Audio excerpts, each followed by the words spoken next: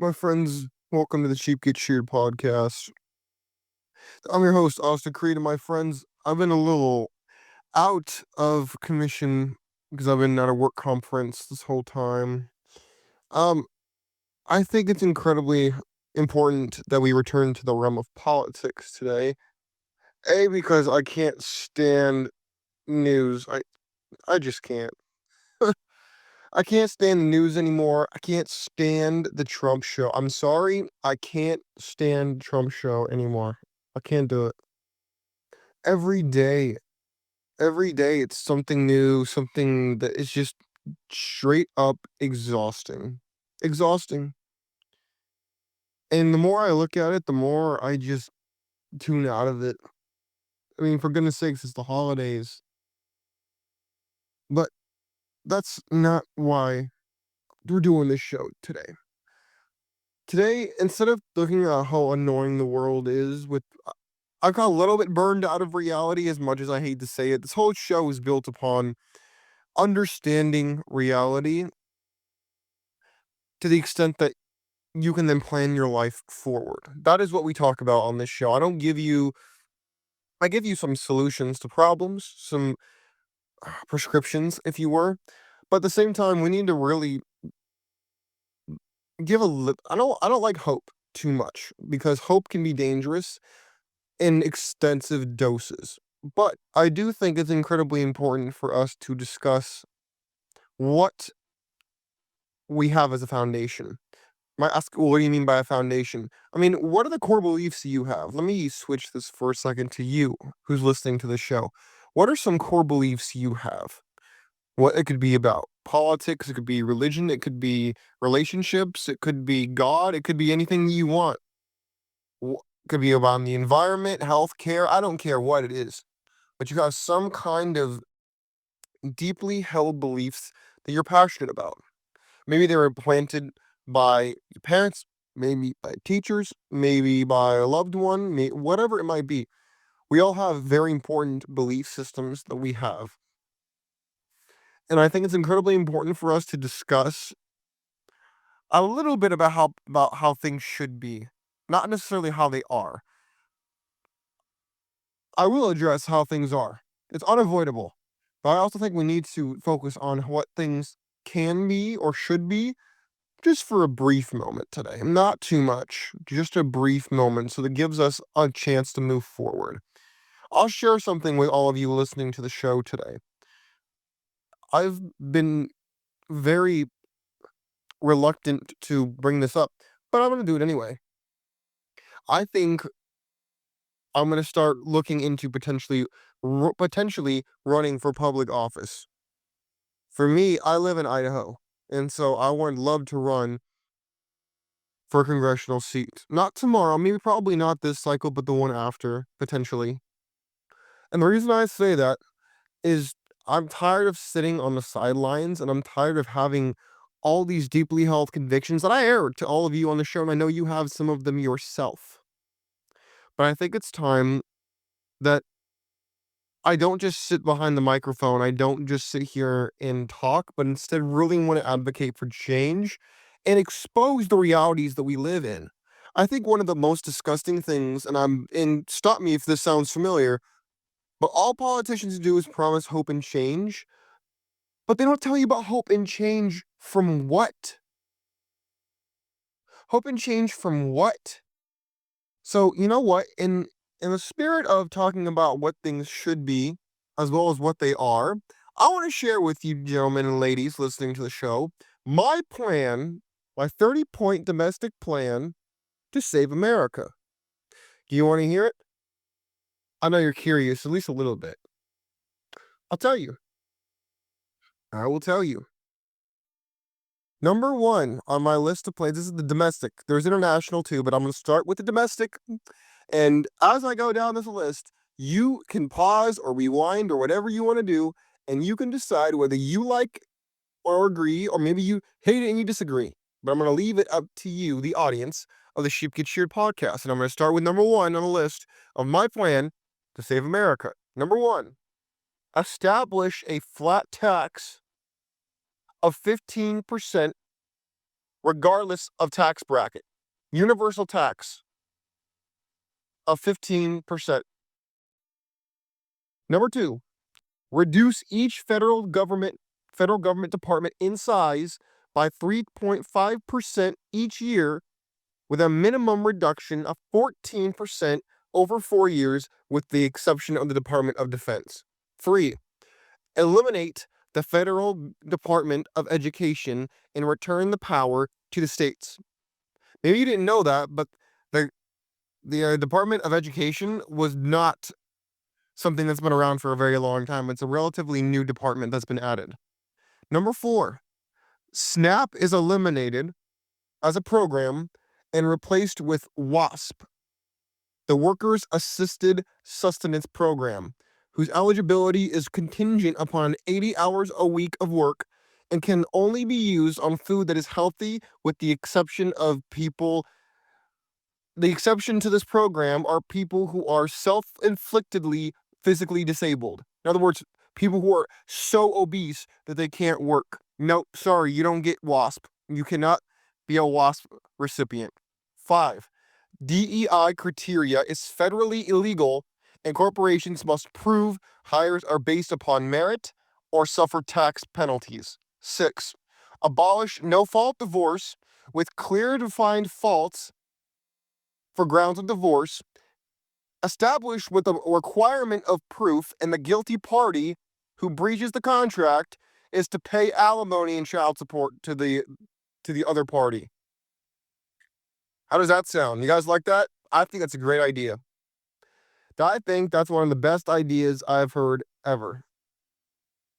Wouldn't it be awesome if you couldn't just divorce someone, take half their stuff, and then bounce? And instead of you file for the divorce, regardless of who files, whoever's actually in the wrong, who cheated or who was abusive or whoever, actually is the one who pays you. The one who's guilty pays instead of who has, the vagina most of the time, or the person who makes the most money. Doesn't that sound great? I like that plan. Next, revisit gay marriage. I think that was the Ferguson case. I could be wrong, but I think that's the one it was, with hopes of sending gay marriage as an issue back to the states. 8, revisit the legality of prawn and as protected speech. I don't think we need smut. I don't think we need pornography. I think we need to get that's I don't believe that to be protected speech. I really don't. I don't think it's good. I think we gotta get rid of it. 9, provide child subsidies for each child on a scaled basis for each married heterosexual couple that has a child. And they actually do this in the EU, by the way, in case you didn't know. 10, remove women from active combat positions in all branches of armed forces and increase the physical requirements for said roles. 11, that was the first 10. What do y'all think so far? You think it's a little too much of what should be and not reality? I think this list actually, once you hear every point, you realize why it's on said list. You realize why it's on this list to save America, because it's highlighting an uncomfortable reality that too many people are afraid to address. Let's go to number 11 on my 30-point list of the domestic policies. 11, all men and women who are on welfare are not allowed to vote or procreate until they are self-sufficient. 12, an abortion amendment is sent to the states to enshrine a woman's right to an abortion up to 12 weeks with a limit of 3 abortions per woman. Abortion is not birth control. You might say, Austin, how could you say that? I thought you were pro-life. I am pro-life, but here's the problem. We don't live in a world in which it's feasible to be pro-life. Let me explain why. Women outnumber men when it comes to voting, and they're way more politically active than we are. Let's just cut to the chase on that one. So instead of doing this BS of pushing the inevitable, what we're going to do is we're going to enshrine it into the Constitution, Bill of Rights itself, and then we're going to end the issue entirely. How does that sound? I think it's a good compromise. 13, veterans are all given a set amount of money each month with the minimum to be half their old monthly pay stub to help offset the anxiety and horrible things that they've suffered. 14. All service members are given a 20% raise across the board. 15. Defense contractors, now this is an important one, cannot be related to any federal or state employee or officer. Nepotism will not be tolerated. The military-industrial complex needs to be stopped. 16. The Bill of Rights shall not apply to non-citizens in courts of law. If applicable, use the UCMJ, the military justice system, to all criminal aliens, and they will be tried as enemy combatants. 17. Islam will be removed as a protected religion and instead classified as a political agenda like every other political agenda, and dual citizenship between American and Muslim countries will not be tolerated. You might ask me why that's necessary. Because it's a death cult. It is not a religion. It aims for Sharia law, which is religious law, which has no place in America. 18. Reform the family court system to be under the judicial branch instead of the executive branch of government. Oh, did you know that? You probably didn't know that, did you? You didn't know the family court was not under the judicial branch of government? Well, now you do. And it should be, with harsh penalties for perjury. And all these changes are made in the name of protecting the child. You may not know that about child support. It's not just the woman filing suit against you. It is the government on behalf of the child who is filing suit against you. We need to treat it as we treat any other court in this country, with penalties for perjury. 19. Decriminalize most drugs while increasing funding for the DEA. 20. Political violence or advocation for violence, aka wolf whistling, by public figures will be held responsible on an eye-for-eye basis for their rhetoric, with substantial evidence required to support such claims. You might ask me, what does that mean? It means I'm sick and tired of these politicians saying, oh, we need to do something about the system. We should definitely rise up and be a disruptor. And then the whole city gets burned to the ground. Oh, well, I didn't say go and firebomb I didn't say to go and light things on fire. I didn't say that we should go and hurt people and do anything like that. But that's exactly what they wanted. But of course, well, I didn't directly say anything, so you can't say I said it because I just implied it. Yeah, we're getting rid of that. 21 out of my 30-point plan to save America domestically. 21. Voter ID is mandatory federally, leaving enforcement and application to the states, with fines for a lack to follow minimum enforcement. 22. Enforce federal law trumping state law on all issues, with a focus on immigration and sanctuary cities and or states. 23. Impose term limits in the same way we have for the president for members of the House, Congress, and the Supreme Court. 24. Encourage the FCC to tighten its grip on explicit or suggestive material that is accessible to children. 25. Define the Eighth Amendment, cruel and unusual punishment, and have it not be a moving goalpost. In other words, it can allow us to actually use people as an example. 26. Define communism and socialism as a domestic danger to America and place members of the Communist Party on watch lists. 27. Eliminate all foreign aid for 2 years and use the money that would be allocated to foreign aid to fund a new professional Manhattan-style project for young Americans to help with our trades and everything else that Trump says that we don't have people to do. And anything we can't do, they can go to the H-1B visa people. They don't get first dibs. We get first dibs in our country. How does that sound? 28. Childcare will be subsidized on a limited basis to married heterosexual couples only. If the couple divorces, they lose this perk. 29.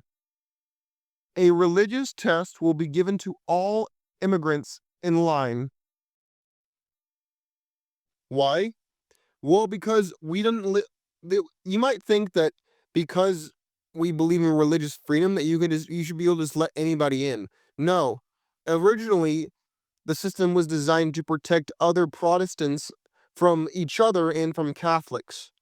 It wasn't meant for people who to scream Islamophobia down our throats every day of the week and then get away with get every kind of shenanigans on earth. 30. Enshrine the freedom of speech on the social media platforms with strict firewalls. In other words, let people actually say what they're supposed to say while also not being able to scream fire in a crowded theater. How does that sound? You like that? I do. That's my 30-point domestic plan to save America. Now I have an international one as well. But what do you think thus far? You agree? Disagree? Like? Dislike? What do you think so far? I know I moved a little on the faster side, so I'm curious to hear what you have to say, but I really think that if we implemented that, we'd be in a much better place. Across the board, by the way. And I also think it's fairly realistic. Some of it's going to be harder than others, but I really think it's inherently something that we need to address because I'm so sick of the money-grubbing, power-hungry people who say everything and do nothing. They promise the moon without really delivering anything, and I'm sick of it. I know you're probably sick of it too. So you let me know. What do you think of my domestic plan? And like I said, if you need to, go back, rewind, pause, clip it, whatever you need to do, so that you have it in case you agree with any of those points and you want to reference them at another time. Let's do the general international principles I think we should have to save America. Number 1 on my international list. Forbid all foreign ownership of media, social media, entertainment, infrastructure, energy, food, or property. They may rent land, but will not own. In other words, foreigners can't own things in America. Subject to inspection or IRS audit as applicable. 2. All content or creator paid for ads from other countries must be boldly displayed or face penalty. 3. No politician or campaign may accept foreign money or foreign nationals' favors. 4. Freeze all immigration for 10 years unless for reasons of national security. 5.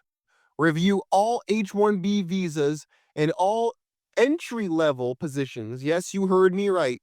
Not everybody's a doctor or a lawyer on an H-1B visa. All entry-level H-1B jobs will be terminated, and intermediate ones will be revised as necessary to allow Americans to get jobs in America. 6. Companies who outsource labor for 70 cents in the dollar overseas will face penalties. 7. For every illegal alien who is caught by ICE, an invoice will be sent to their country of origin for 1 barrel of oil each, to be enforced with military action if their balance remains open. Yes, you heard me right. They will pay us back.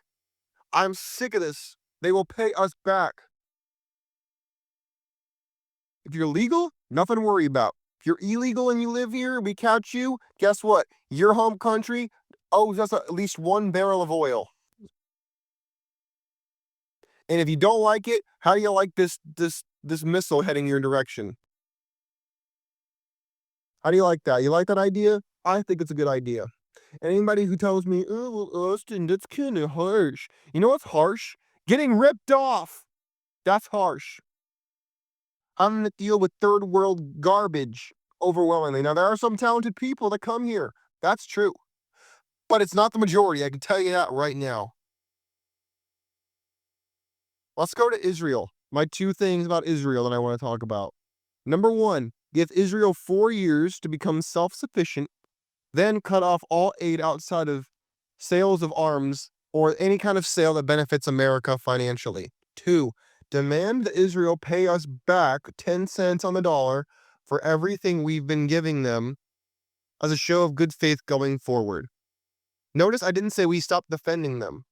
I said we let them become self-sufficient and we stop giving them money for that. We can give them aid when it comes to our helping ourselves and them, but not just to help them. That's what I think.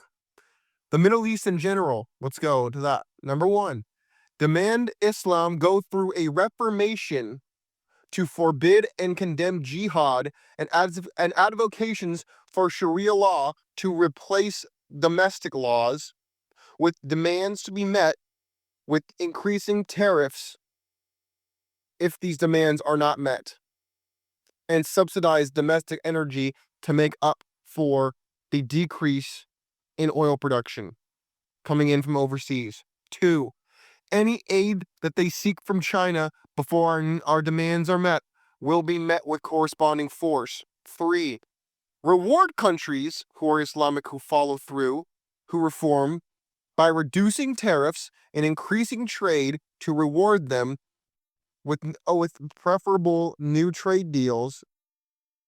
4, place mines outside Iranian waters until their leadership is ousted and replaced with non-theocratic fascist bums. 5, cut back foreign oil trade while investing in nuclear energy in America and domestic drilling of oil. 6, establish non-reformed Islamic mosques in America as domestic terrorist groups to be dealt with to the fullest extent of the law. Let's go to North Korea. Number 1, North Korean policy. Destroy all launch pads and establish a connection between North Korea and China and monitor it. 2, allow Japan to conscript their own military and have troops ready for any retaliation, and after which time they are self-sustaining, remove our troops from Japan. Let's go to Russia. Give Russia economic incentives to reduce their trade with China. 2, modify our NATO contract to create a buffer and cool tensions in Eastern Europe, establishing Ukraine and other states as border states to cool the tensions between Russia and the United States. Let's go to NATO. NATO policy. Number 1, revoke membership of states who do not contribute 2% of their GDP towards the defense of NATO. 2, each state pays now an additional 2% of their GDP to the United States to offset all the expense we've had to protect them while they've done nothing. 3, remove Turkey from NATO as they do not share our values. Let's go to China. You guys are overwhelmed yet? Good. You can go back and you can play it over again later. Number 1 policy for China. Immediately impose 20% tariffs on all Chinese goods to be reduced by 10% when China reevaluates their currency. 2, refuse to accept Chinese students into America as they have a high espionage risk. 3, penalize all Chinese trade in our sphere of influence that aids in our adversaries, aka the cartels, aka Venezuela. Do I need to continue? Mexico policy. Number 1. Mexico will have one of 2 choices to be made by their leadership. 1, they will make a one-time payment to fund building our physical wall on the border.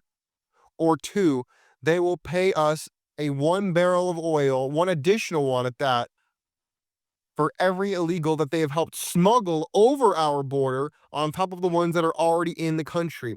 If they refuse, operate and initiate Operation Winter. You might ask me, what's Operation Winter? I'll talk about Operation Winter if you want to hear about it another time. 2, give Mexican trade priority with America if demands above are met, and allow factories to remain in Mexico without tax penalty if our demands are met.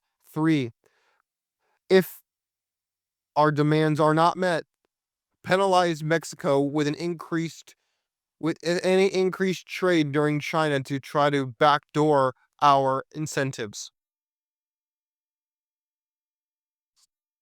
My friends, that is my list. What do you think?